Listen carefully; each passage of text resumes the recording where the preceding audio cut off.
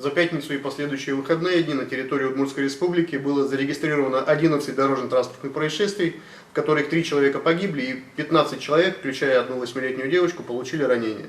9 августа около 16:00 на 118-м километре автодороги Елабуга-Пермь, территориально это Малопургинский район Удмуртской республики, 37-летний водитель, управляя автомобилем Volkswagen, не справился с управлением, выехал на сторону дороги, предназначенную для встречного движения, где произошло столкновение с автомобилем Renault Logan.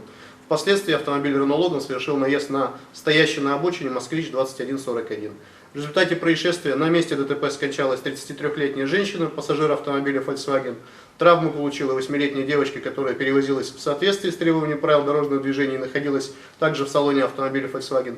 Оба водителя и еще 2 женщины, находящиеся в автомобиле Renault Logan, были госпитализированы.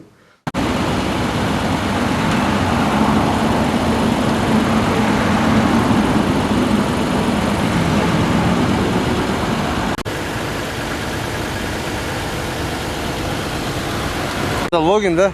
Да. Да. Renault Логин ехал в сторону с Можги, от Можги, Ижевский.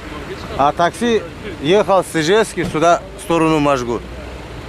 И какой-то доль секунд видели, чтобы она моментально авария, и наша машина на обочине стояла, и нас стукнул. Мы спустились сверху, смотрим, женщина, все там, дети, начали помогать. Мы понять не можем, какой-то доль секунд это произошло вот эта история-то. Ага, они видели, Volkswagen обгонял кого-то, либо что? Нет, кто-то срезал его. Вот он, таксист, уже обочинным, он рулем не управлялся и на встречную полосу вышел. И его стукнул. Он уже нас потащил. Вы стояли на обочине, да. Получается, да? Да, да.